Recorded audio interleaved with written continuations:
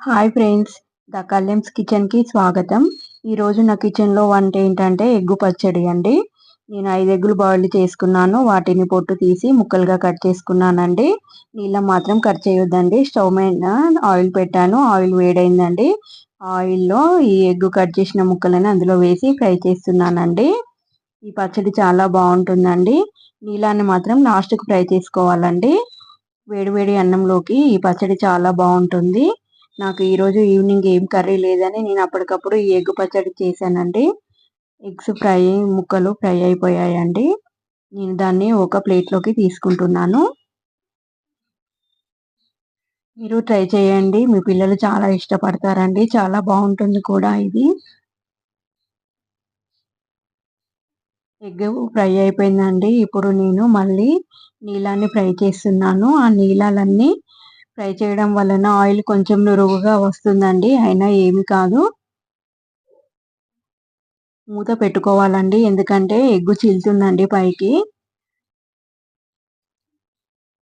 నీళ్ళలు కూడా ఫ్రై అయిపోయినాయండి.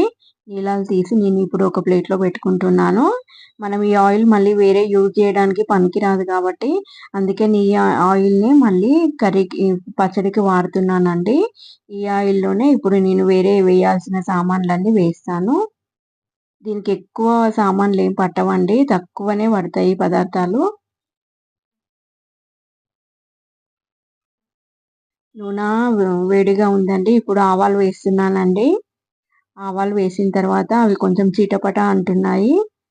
దాని తర్వాత కొంచెం జీలకర్ర వేస్తున్నానండి. జీలకర్ర ఫ్రై అయిన తర్వాత ఇప్పుడు కొంచెం కరివేపాకు కూడా బాగా ఫ్రై అయిందండి.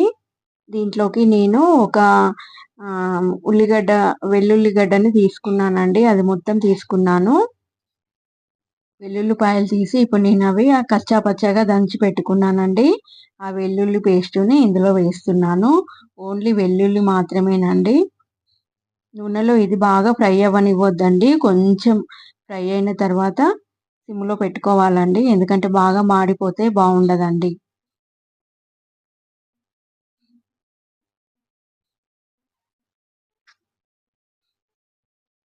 ఇప్పుడు కొంచెం ఫ్రై అయిందండి. దీంట్లోకి నేను ఇంకా మళ్ళీ కావాల్సింది ఏంటంటే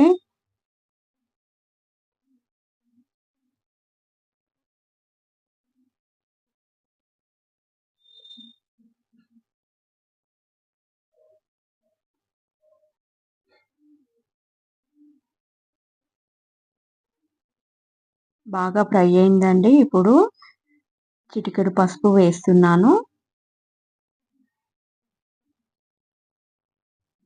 తర్వాత కొంచెం మెంతులు జీలకర్ర పొడిగొట్టి పెట్టుకున్నానండి. నేను అది ఒక హాఫ్ స్పూన్ మాత్రమే వేశాను.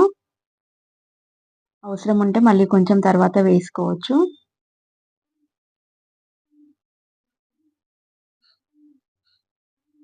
అది కొంచెం నూనెలో బాగా ఫ్రై అయిందండి. ఇప్పుడు దాంట్లోకి సరిపడా కారం ఎక్కువ తింటే వేసుకోవచ్చు. నేను మాత్రము 1½ స్పూన్ మాత్రమే వేసానండి. దీనికి కొంచెం కారం స్పైసీగా తినాలనుకుంటే ఇంకొక 2 స్పూన్లు కూడా యాడ్ చేసుకోవచ్చు అండి. ఇప్పుడు నేను దీంట్లో ధనియా పౌడర్ వేస్తున్నాను. ఇప్పుడు దాంట్లోకి మళ్ళీ ఫ్రై చేసి పెట్టుకున్న ఎగ్ పీసులని అందులో వేస్తున్నాను.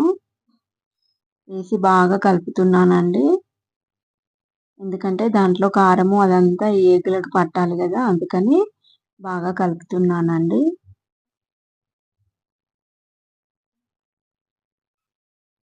లాస్ట్కు చివరగా దీంట్లో కొంచెం ఒక స్పూన్ సాల్ట్ వేస్తున్నానండి. రుచికి సరిపడేంత, ఎవరు రుచికి సరిపడేంత వాళ్ళు వేసుకోవచ్చండి.